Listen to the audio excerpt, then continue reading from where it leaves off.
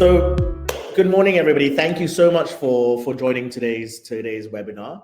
As I mentioned, actually a much larger crowd than we anticipated, which is brilliant, absolutely brilliant. And clearly, this probably means a topic of interest for a majority of you here who wants to know exactly how we do succession planning, what do we talk about, how do we go into doing succession planning on our system, so on and so forth.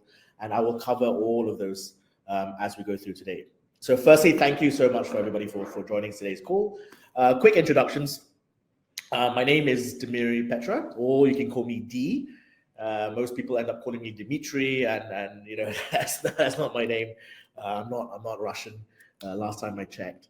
So I'm Demiri Petra, or D. I'm the head of the solution consulting team in Accendo, essentially overseeing solutions for our clients, how we can best position ourselves, best position our product, TalentPulse, to serve our clients' challenges and to enable them to be better in their roles. So today we will be talking about succession planning. It's a topic that has been probably covered 1,001 different ways. You yourselves have probably attended many webinars, seminars, talks, so on and so forth about succession planning. So I do want to try and keep this interesting and try to show you as to how do we actually approach it differently from our side, and why do we still talk about it. So just give me 2 seconds while I share my screen. All right, let's get into it. Okay, so today's topic, we will cover about how can we accelerate the process of succession planning. How can we actually mitigate some of those challenges? But before we go into that, just get into some of the level understanding, and I'm sure we all have our understanding of why do we do succession planning. Why do organizations need to do succession planning? And even for most of you going through your own careers, why have you done succession planning? How have you done it? What did you do? Was it successful? So on and so forth, right? So just to cover some bases, and I'm sure this is something that we all can agree on, I was going to share with you, some of the things that why do organizations need to do succession planning. Number one, most obvious, ensuring business continuity, right? At the end of the day, you want to make sure your business continues. You want to make sure that you have the right leadership, the right managers, the right people to continue the growth of the business, right? That's the one that most of the reasons why we do succession planning. Number two, nurturing talent and potential. So normally synonym when it comes to succession planning, the word high potential comes into play. The word development comes into play. The word of career growth will come into play, right? All of that can fall under that whole succession planning umbrella. We are here to nurture talent. We're here to identify potentials. We want to see who are the ones that can be our future leaders. Number three, developing a leadership pipeline. So this is something which is very common. We all know about this whole building your pipeline, making sure your pipeline is strong, making sure you have the right leadership, so on and so forth. This is something which I will ask you to keep in mind. I will talk a little bit more about this later on, and as to how something like this has become very, like I said, we all know about it, very generic. But what has gone wrong with something like this? What is it that we're all not consistently thinking about when it comes to developing a leadership pipeline, right? So keep that in mind. But yes, number three reason, this is one of the reasons why succession planning is required. 4, without a doubt, boosting employee engagement, right? Knowing when you join an organization or within your company that there is an opportunity for you to grow professionally, an opportunity for you to grow personally within the organization. With a clear succession planning, clear succession strategy, if you know what your part is in it, if you know what you have to do in order to grow, you're boosting the employee engagement, you're getting them more invested in the success of the organization, you get that whole retention value of your employees wanting to stay with you because there is a potential career for me in the organization. That's number 4. 5, very important. I think this is something which we see more and more often nowadays. Retaining institutional knowledge, right? I'm sure most of us have felt the pain when somebody has left and that person was the person who knew everything about a certain subject, or everything's within a certain division of an organization. I can share with you in my career so far as a consultant, the number of times I've come across organizations where they are having a reacting situation when somebody has left, because that person has the knowledge of everything. They're now scrambling to find somebody who can replace. I'm sure many of us have also come across situations where somebody has left, and then within a few months is, oh, can we keep you on as a retainer? Can we keep you on as a contract? Can you come back just for a few months so you can pass on that knowledge, so on and so forth, right? So to do proper succession planning is also to want to retain institutional knowledge. You want to make sure that the knowledge about certain things is not kept within one or two people. It has to be within the broader teams, right? This is something which doesn't cross across a lot of people's mind. It happens naturally, but if it's not properly focused on, it's very detrimental to the organization. Yes, cost saving. Why? At the end of the day, sometimes, most of the times, it's cheaper, more value added, growing somebody internally rather than always having to buy externally, right? So this thing of whole growing and buying, definitely, if you are able to grow your talents internally, it definitely has more value than having to constantly buy outside. Now, again, I'm sure we've all seen consistently, sometimes most organizations, when it comes to top management or even N-1s, always having somebody from outside to come in to fill in those vacant roles, to fill in roles which are needed for the organization, right? And we know that's a very costly affair. We know that if you bring somebody in, you're looking at around only 3, 4, 5 months before they are ready for that role. Come 6 months, they are now performing as to what the role is expected. And then you can imagine if after 7, 8 months the person has left, complete waste of investment, right? Huge savings if you do this properly. Now, the last one here is very interesting. Just like with the institutional knowledge, this is something which doesn't come as naturally when you're thinking about succession planning. However, this is something that I really want to focus on for the rest of for when we do the rest of the webinar, when I go onto our platform to show you what it's all about: adaptability and agility, right? Now, what does this mean? Just very quickly about it for succession planning. It's the ability for organizations to adapt to changing market conditions, business requirements, changing more effectively. Having that leadership pipeline and recognizing that, it's not just a pipeline for continuity, but a pipeline for adaptability, for agility. The organization is able to respond quicker to any changes. This became very, very, very clear during COVID times, post-COVID times, right? There are many, many cases where traditional successful management teams, successful CEOs, once everything came back to normal, or once everything went back, people turning back to offices and so on and so forth, they were not able to adapt to the new ways of working, right? We've all simple arguments of, should I work at home? Should I come to the office? How does that flexibility work? All those things, we were seeing some of the foundations crumbling. And this is where that became really, really important. And I'll focus on this as we go on. So by and large, we all know this, right? Thank you, Dimir. You're just telling us the things that we already know. Why have we joined this webinar if we know all of these things already? Simply put, there's a difference between knowing, and there's a difference between practicing, and there's a difference between actually acknowledging some of these things. So the big question is, if we know all of these things are within succession planning, why do some companies still struggle? Why do we still struggle to do like successful succession planning, right? And we actually went out and asked some of our clients this question, right? So we actually asked them, what challenges do you believe that was most significant obstacle in putting an effective succession planning? And the result initially was surprising.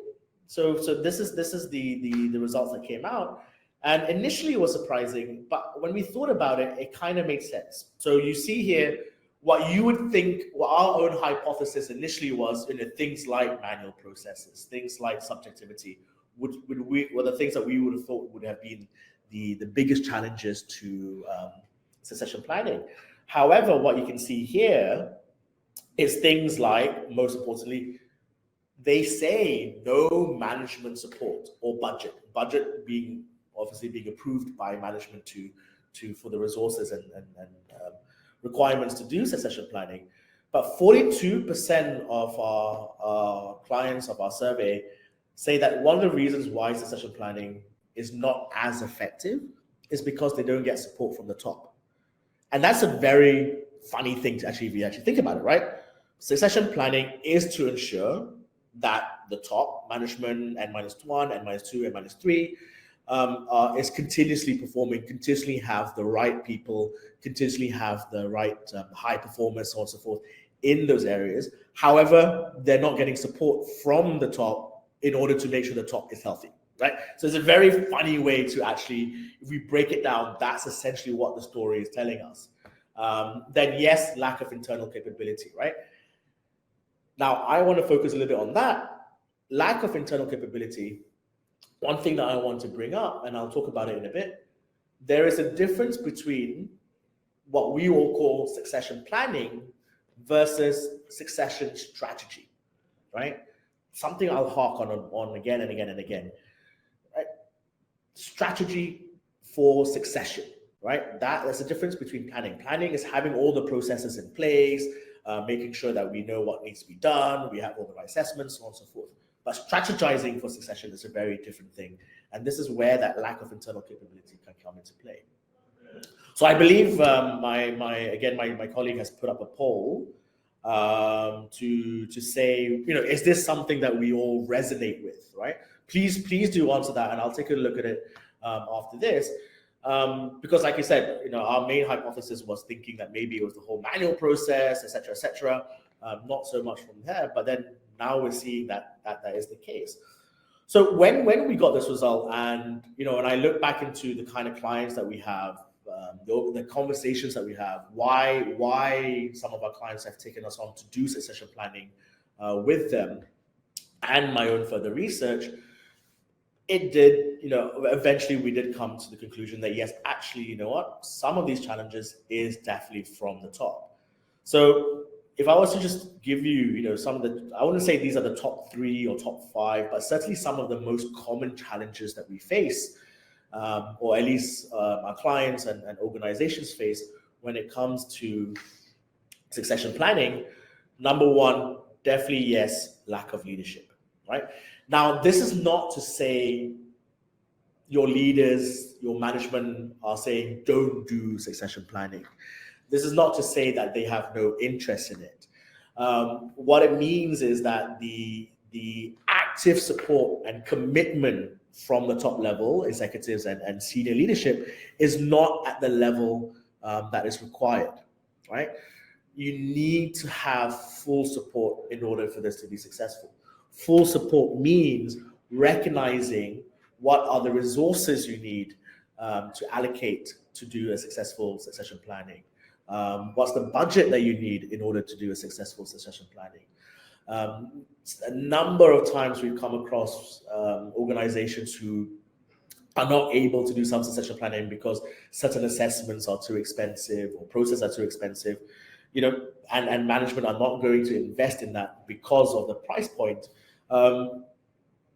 The side effect to that is that you don't have a proper leadership pipeline built up, you don't have a proper succession planning, and we know what that could mean. And then the last part about the lack of leadership is the lack of follow-through. So there's a lot of times, again, and I'm sure most of us have seen this, when we do succession planning, you do the entire process, you've identified the high potentials, you've narrowed down from 10 candidates to the top 3 candidates to become the next C-suite of something. And then the decision is then, oh no, let's just hire somebody from outside. Let's bring another expert from outside the organization to then take on this role, right? Again, that whole thing I mentioned about why we do this, it goes against that, right? Leadership, of course, just quickly before I go to the next one, leadership, of course, also means board members, right? And most of the time when you're talking about top teams, board members have to have that buy-in. They also have to provide the support and follow through. Number two, now this is something which we will directly answer in our demo later on, is inadequate talent assessment and development. Essentially, what does that mean? Is organizations do not have the ability to really identify potential employees, and not only identify potential employees, but if you don't identify potential employees, how can you develop potential employees, right? Essentially, what this means is that there could potentially be a lack of proper assessment process. Again, low investment from the leadership team for development, for assessments. And what this could lead to is that you end up grooming unsuitable successors, people who are not ready to take on the roles, or people who should not even be considered for the roles are the ones who are given the priority, right? It's thankfully, at least in Malaysia and in this region, it's becoming less and less common. But we still come across situations where, we should promote this person because they've been in this role for 15 years, right? They've been in here for a long time. We should promote them. Oh, I'm the one that hired that person, therefore, I like him, right? So a lot of it is very subjective approach to it. And we actually do come across sometimes where, even though assessments are done, analysis is done, that is then secondary to subjective opinions, right? Now, last one here, and this goes back to what I was talking about with regards to leadership pipeline and what we should really start thinking about when it comes to this. Short-term focus and reactive approach. To focus on immediate needs, not strategizing, right? I'll talk about that. For me, what I find very funny is, at least in my experience in Malaysia, is that when it comes to succession planning, it always seems to be a moment within the annual financial year. There's a cycle of when succession planning starts, right? We all like, okay, succession planning is going to start now in Q3, Q4. We're going to start thinking about succession planning, right? And that's what I meant earlier on about planning versus strategy, right? Succession strategy means you are planning your successors based on what is the strategy of the organization. Meaning that rather than having a focus target, short-term focus, so on and so forth, you know what the company needs to be like in 4 or 5 years' time. What are you need to start thinking longer horizon. What are the kind of people do we need in 4 or 5 years' time? Is the makeup of the current leadership team, are they the same kind of roles? Are they the same kind of skills? Are they the same kind of behaviors that we need once this company reaches what it needs to be in 4 or 5 years' time, right? And most of the time, the answer is no, right? A lot of the succession planning that we've seen is to find successors for leaders as of today, right? And I'll use CEO as of today. But the CEO of a telco company today versus what a telco company could be like in another 4 or 5 years' time could be a very different type of CEO, right?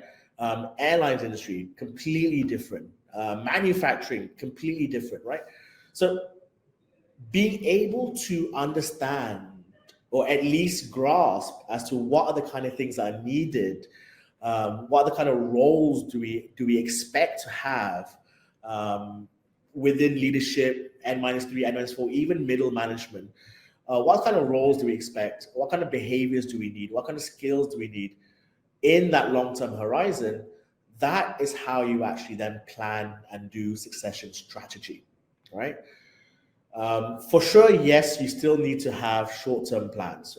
If somebody was to suddenly depart, yes, you want to be prepared and have the best person fit for that role as best as you can. But this idea of doing succession planning on a cyclical basis, knowing that come Q3, Q4 is when we start thinking about succession planning, is counter to what strategy is about, right? Now, reactive decisions can also lead to poor decisions. And essentially, a lot of times we've seen this before, where a role can be vacant for a very long time.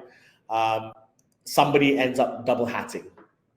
Somebody ends up being underprepared to take on that role, right? And then again, the easy option for a lot of organizations is, okay, we just buy from outside. Let's hire somebody externally, right? So those are the kind of challenges that we face. These are the challenges that Accendo faces with our clients, right? So a lot of our clients come into this. They may not spell it out as clearly. Rarely would anybody come and say, hey, my leadership team is openly, will say my leadership team is not supporting us and so on and so forth. But we can see elements of this coming through. So I do want to go on to actually, how do we resolve this? How do we help our clients mitigate all of this and become better at succession strategy? I like to use the word succession strategy rather than planning. So obviously, I'm not going to say our approach is the elixir of life. It solves everything, so on and so forth. I'm not going to put that, and I know probably some of my team members are here saying to me, why don't you say that our approach is the best approach? Our approach is a very, very effective approach. It's a very, very good approach. It definitely challenges the way succession strategy, succession planning is typically done. And some of the key areas that we want to do, some of the areas that we want to achieve, is that we want to enable, right? We don't want to be like a typical consulting house where we come in, do the solutioning for you, etc., do the presentation to the management, to the board, and thank you very much, we'll go off.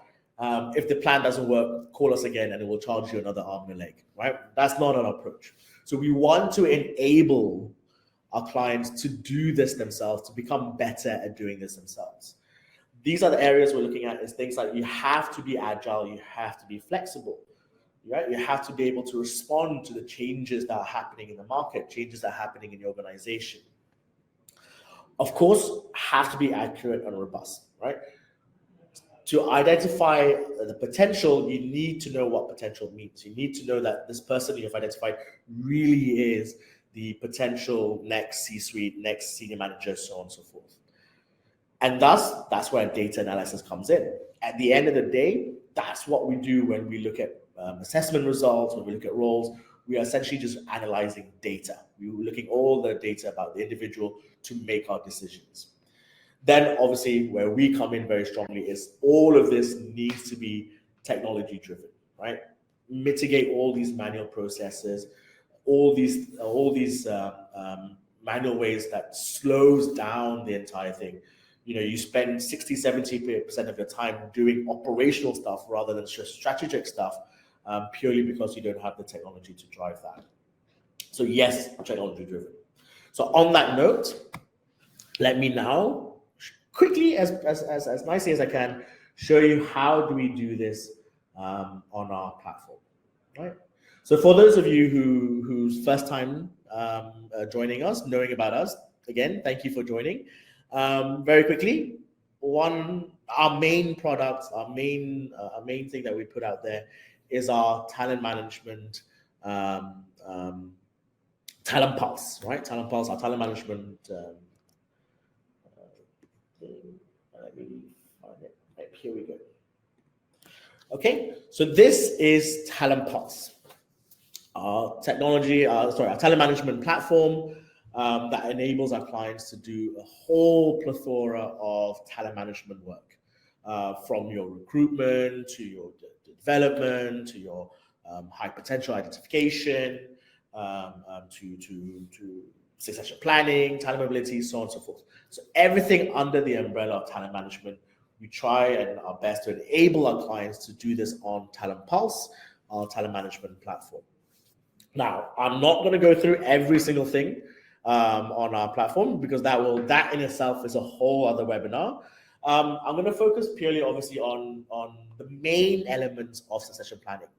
Now, we talked about the succession planning, big umbrella, 1,001 different things to talk about within succession planning. I was going to show you some of the key features as we go through this.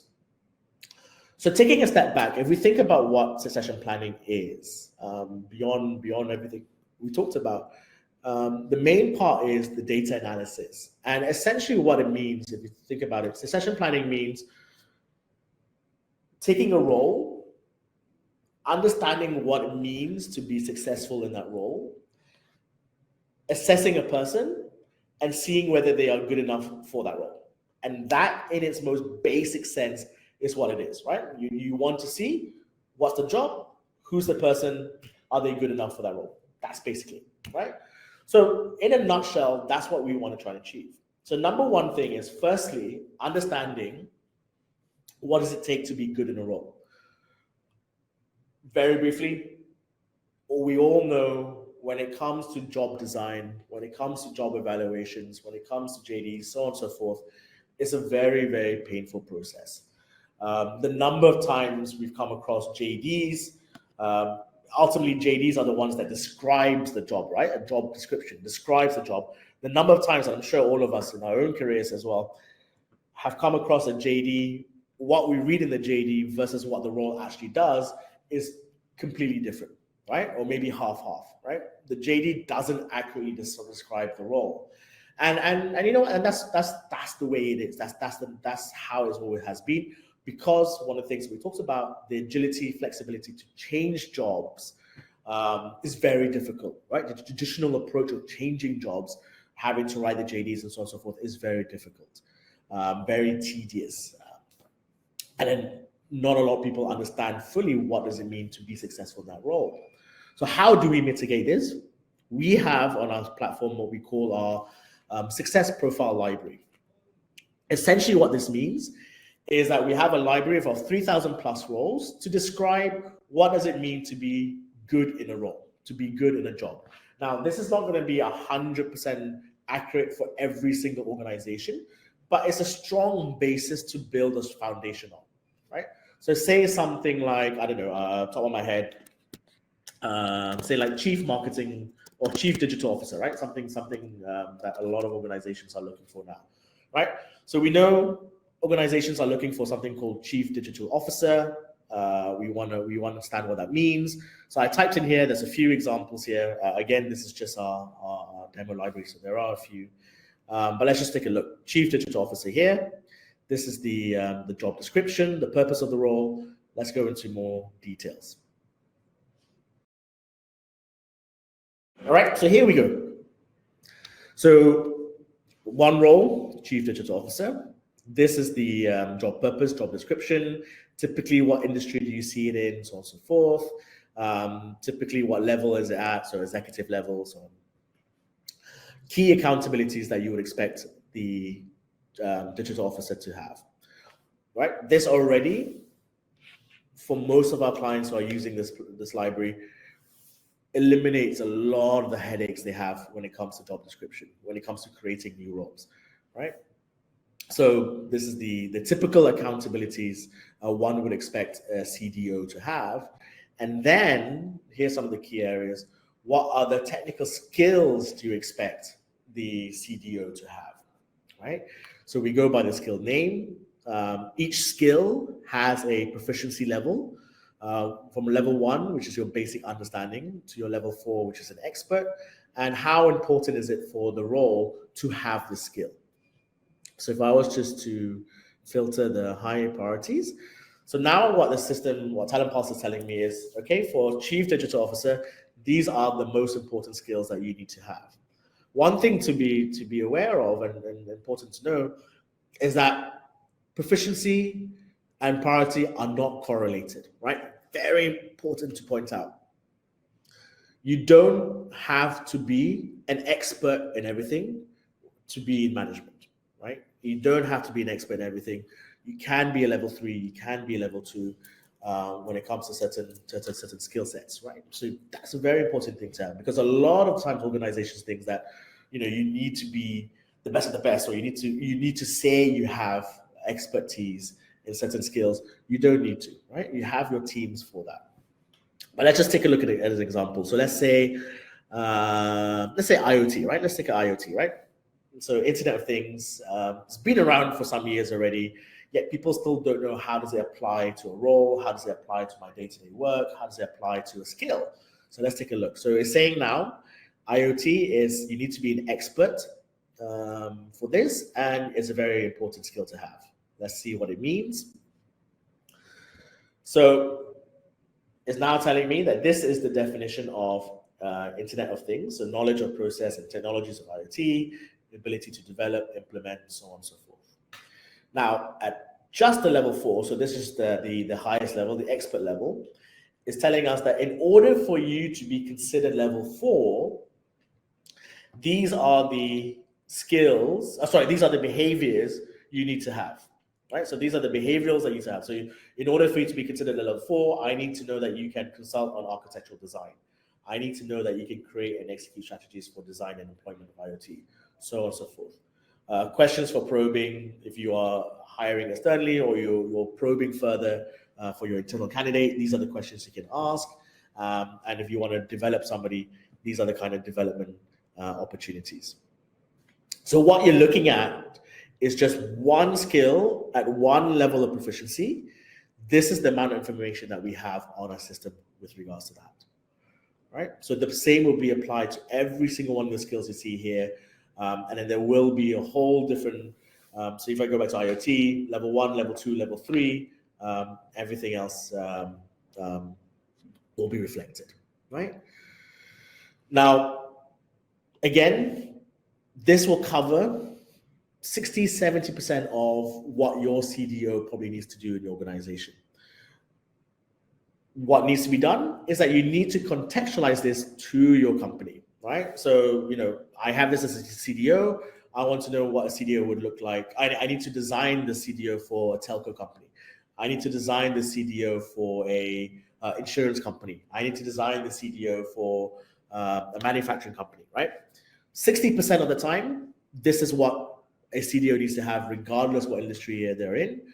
The rest is where our role management comes into play, and I won't go in it today. Please do ask at the end if those of you who want to see it further. But essentially, role management is where you then contextualize the role for your organization, where you can start editing some of the accountabilities, you can start choosing some of the skills, choosing what proficiency is needed, what priorities needed, so on and so forth, right? So this is the first crux that is solved, right? What does good look like? Understanding what the job means. So going back to what I was going on about earlier about the strategy, right? What does, and this is where this can come in, what does a CDO for my manufacturing company will look like in 3 to 4 years' time? I want to be able to design that role, even though it may not be active today. I want to be able to design that role. I want to be able to see what that role looks like, so that I can now identify the kind of person, the kind of people that we need for a CDO in 3 to 4 years' time, right? And so this is where it comes in, and this is where a lot of organizations fail, because they may, somebody somewhere will have an idea of what a CDO is supposed to be in 3 to 4 years' time, but that person may not be in the succession planning team. That person may not be in the HR team. That person may not have written it down anywhere, right? It's all in their head. So you want to be able to capture that. You want to be able to capture what does good look like, so if you're doing finding a successor for that role, you're finding a successor for that role in 3 to 4 years' time, you're making sure the successor is ready for a role that will come to fruition in 3 to 4 years' time, right? So that is what the succession strategy works, right? And so that's how we do that.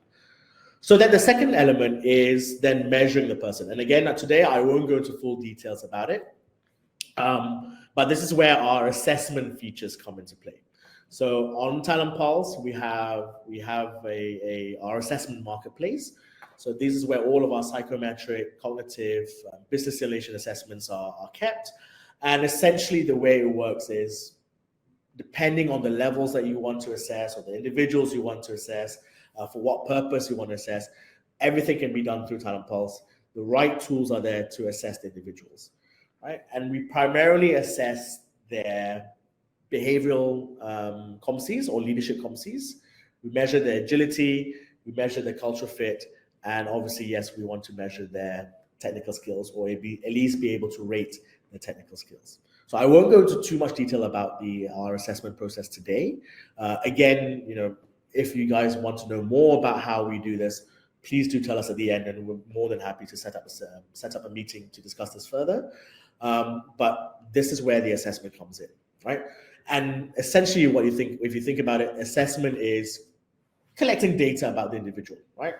Knowing their behaviors, their competencies, their leadership skills, that is data about the individual.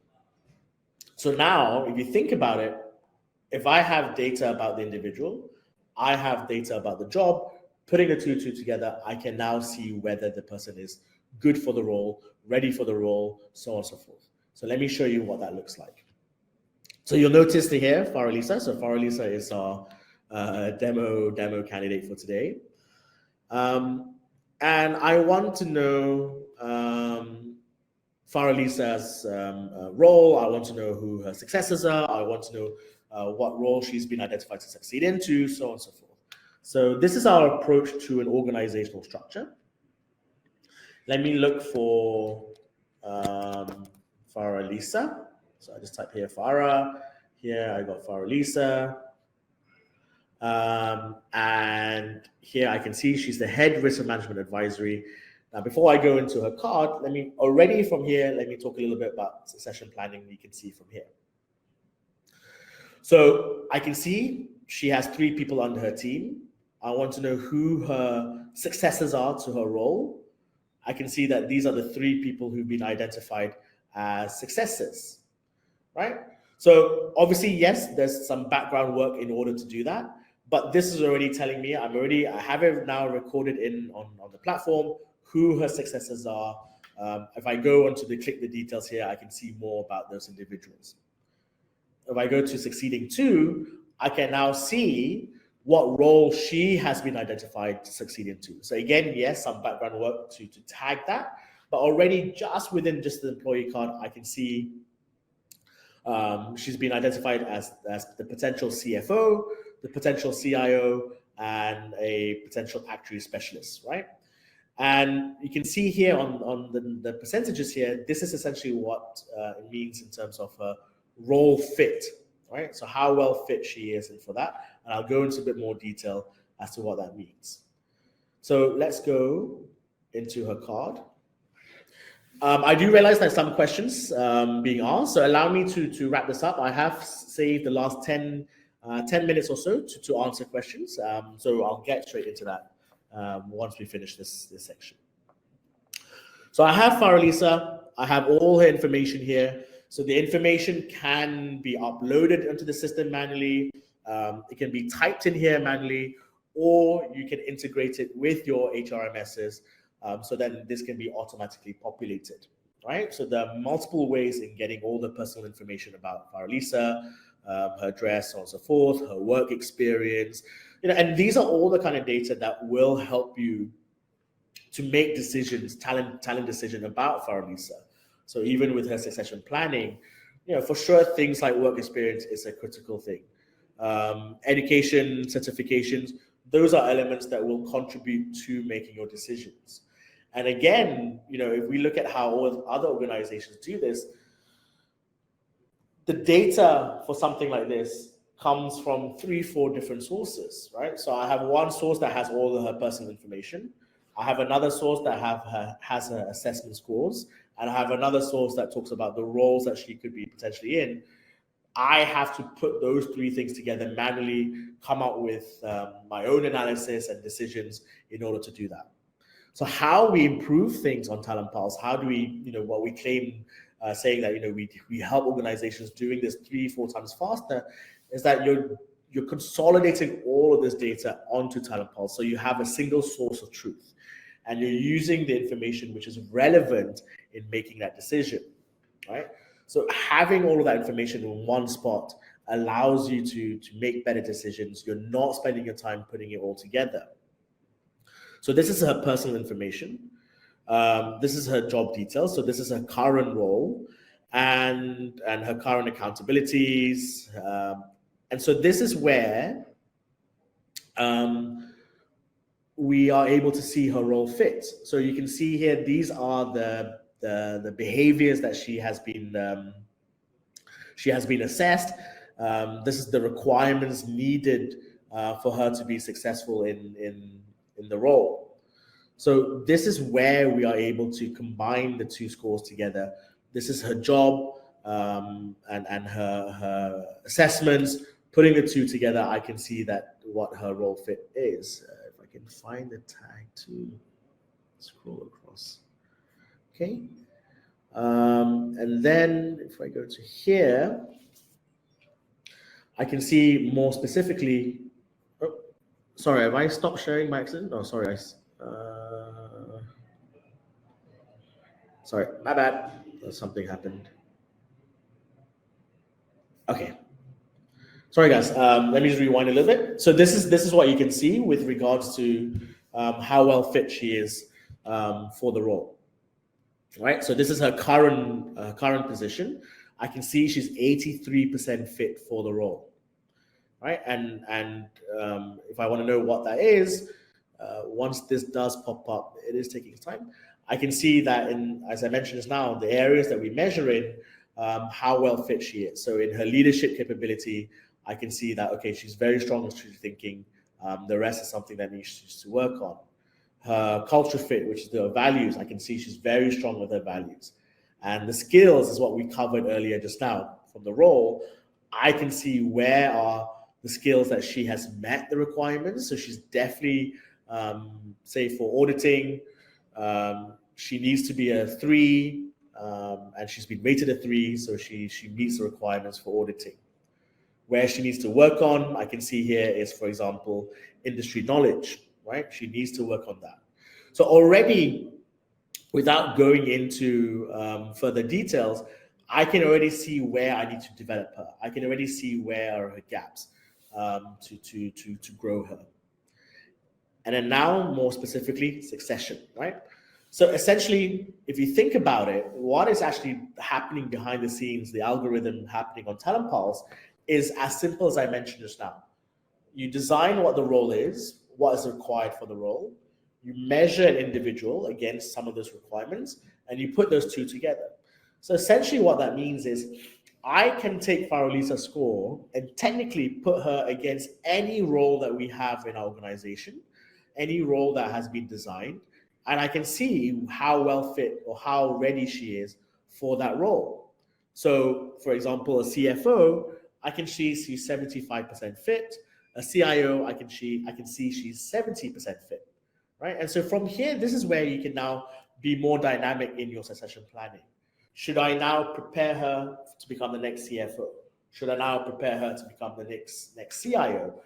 There is potential that I can do both, right? Nothing is stopping you from preparing her to do both. And again, if I click on the view gaps, I can see once it comes up where her gaps are with regards to becoming the next CIO. And I can see, so I won't go too much detail, but I can see, for example, right, certain skill sets are missing, certain skill sets are not there or evaluated, right? And then from here, I can decide whether she's ready soon, ready now, or ready later. So in a nutshell, and then again, before moving on, finding successors to her role, I can now see the people that has been tagged to her role. I can see how well fit they are for that. And this goes back to my point of leadership taking accountability, management taking accountability. If Faralisa knows that these are the 3 who are potentially taking over her, she can also have that accountability of developing them. She needs to develop them to become ready for the role before she moves on to her next role. And I can see, if I click here, their profile, seeing those gaps, seeing what are the development requirements, right? So again, how does this help our clients become more effective in succession planning? It's all about this. And as I mentioned, if I go back to my deck, right, enabling them to be better. So having all that data in one place, being able to design the roles on the platform, being able to do the assessment on the platform, that's enabling our clients to be more effective. Agile and flexibility. I talked about the role design, right? Being able to change the role as and when it's needed. You don't have to wait around for JD processes, so on and so forth. You can change it as needed. You can prepare for the future. The assessment process allows you to assess anybody within the organization, outside the organization, depending what roles they're in, what level they're at, anybody can be assessed, combining those two data points together. Accuracy and robustness, definitely. You want, like I said, the whole role design, capturing it on platform in black and white versus it being in somebody's head or it being outdated. You want to capture that. Our assessment tools, validated. Our psychometric tools, very effective. Our cognitive tools, so on and so forth, allows you to have the accuracy and robustness to the approach of succession planning.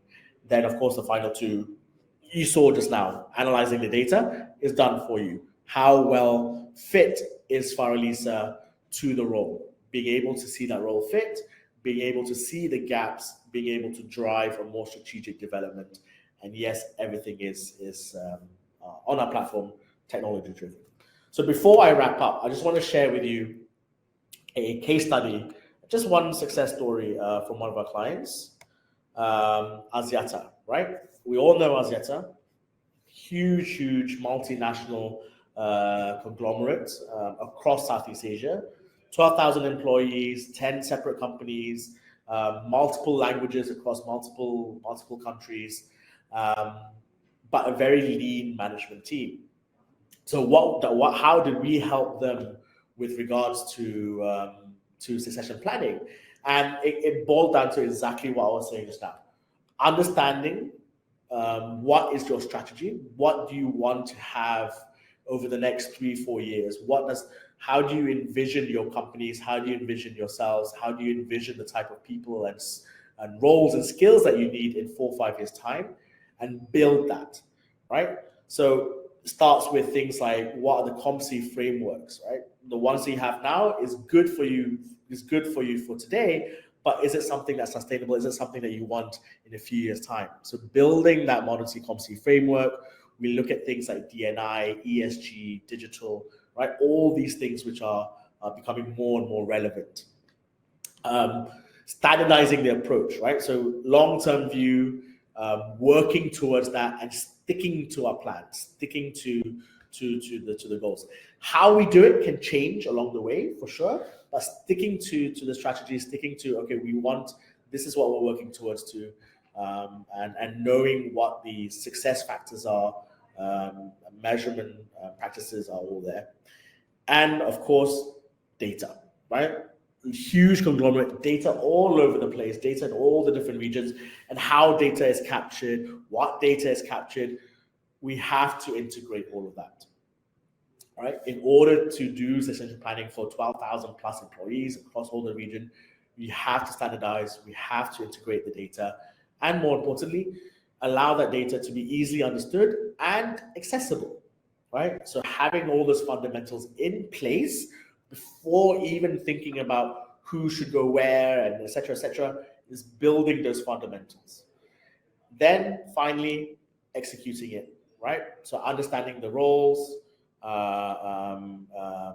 assessing them, having those talent councils to understand, so getting that buy-in from the top, having those talent councils to invest, to spend their time doing the succession planning, and then of course that whole calendarized approach, making sure that it's very clear that this is very much a plan, right? So all those fundamentals that we talked about are all here, and that's how we helped a company like Axiata with their succession strategy.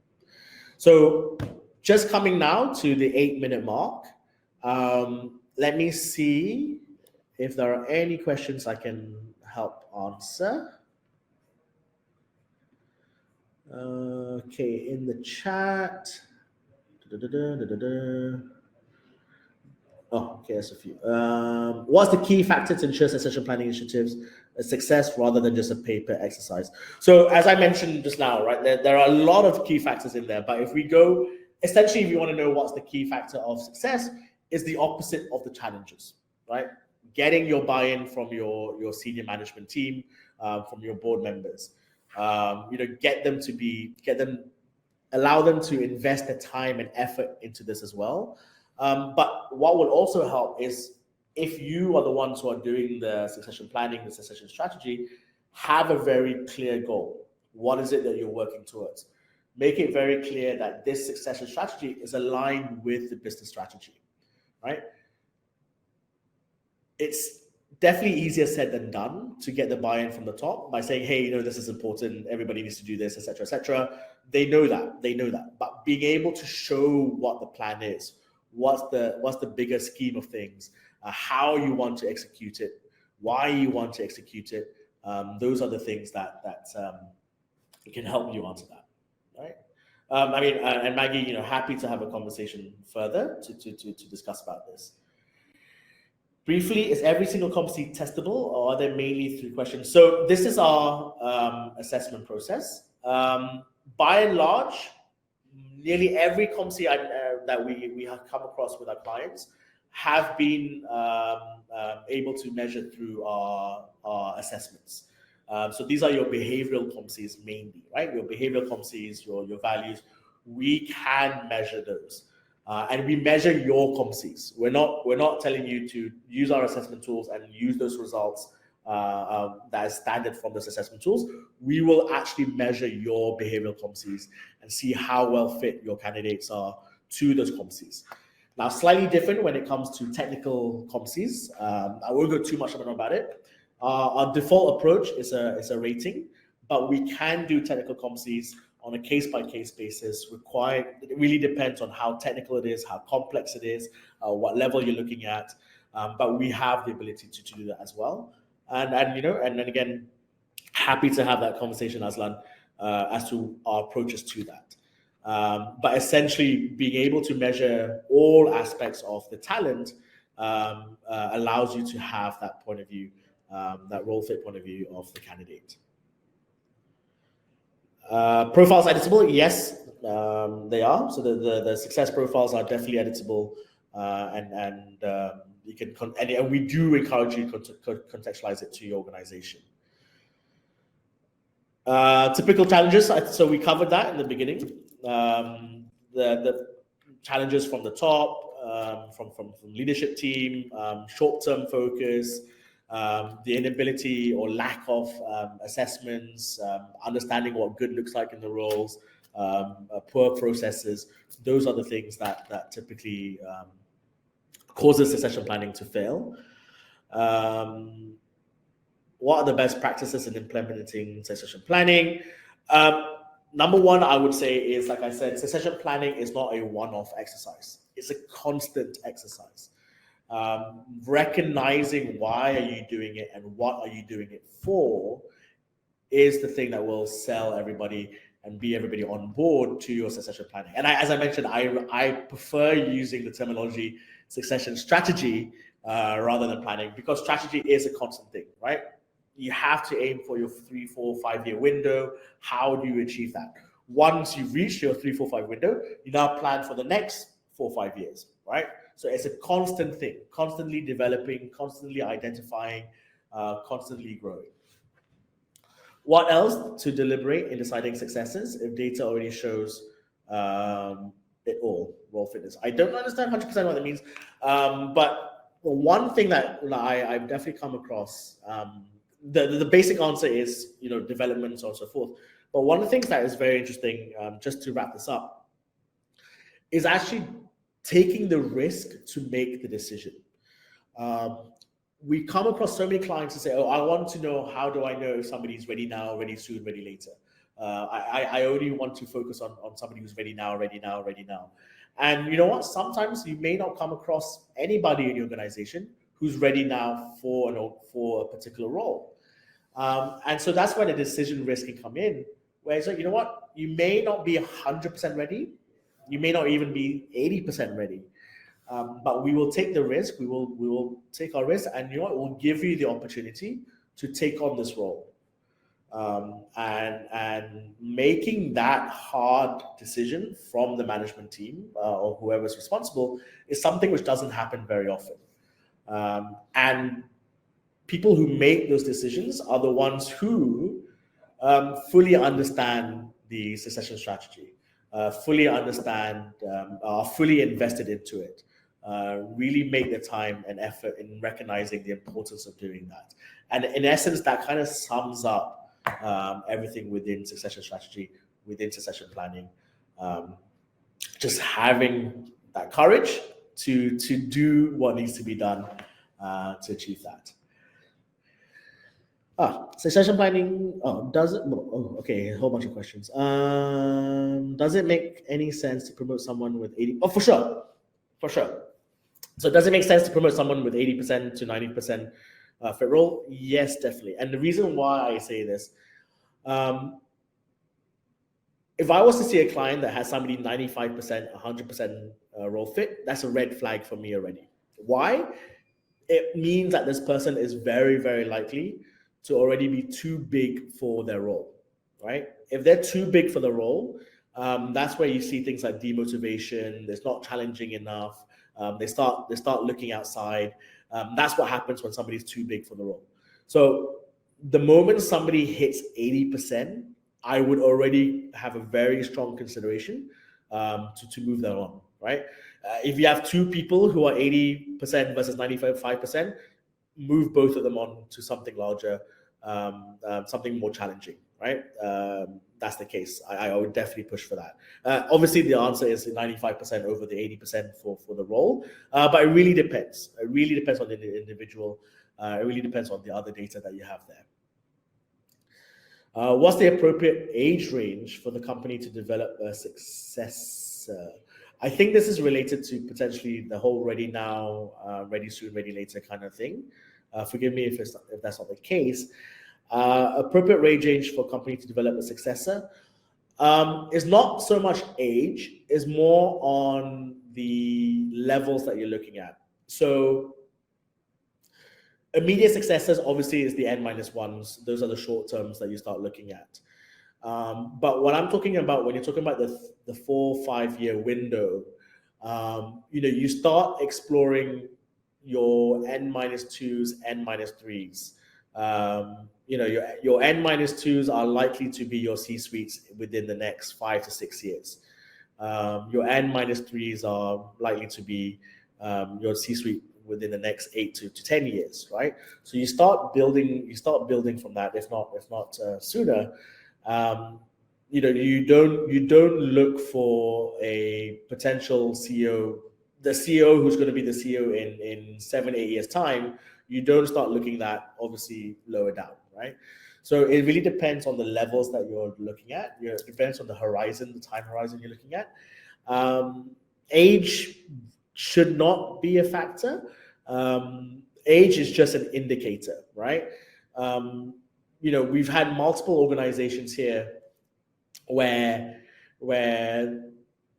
the entire existence of a company, the CEOs have always been 50 plus, right, or 60 plus even. But the moment you have a CEO who comes in who's 40 plus, everybody gets a little jitty, right? But then we've seen cases where CEOs who are younger, who are in the 40s, so on and so forth, become very, very successful, right? So age should be a guidance as to how ready or the kind of skills that they have, but it should not be a defining factor. Yeah, so succession planning usually involves how many levels? So as I mentioned, typically up to your N-3s, N-4 at best, as to where you really start focusing on proper succession planning, succession strategy, up to those levels. Anything after that, not really. It's more about developing, it's more about growing, enabling their careers and so on and so forth. Yeah, so no more than N-4 kind of thing. You typically keep it up to N-3, because again, if you have that horizon in there, and bearing in mind, succession planning doesn't only mean the C-suites. It doesn't only mean that. It is also a journey, right? So in order to be a C-suite, these are the 3-4 roles that you need to do in order to get there, right? So what are those 3-4 roles that is required or you feel is needed in order for them to be ready for the top job? Okay, I believe that's all the questions here. So I'll wrap it up now. So thank you again, everybody who joined. Do reach out to my team to schedule a session, schedule a demo. Myself and my team would be more than happy to have that conversation with you guys. And hopefully we will see you all soon. So thank you all very much again, and have a brilliant rest of the day. Thank you all.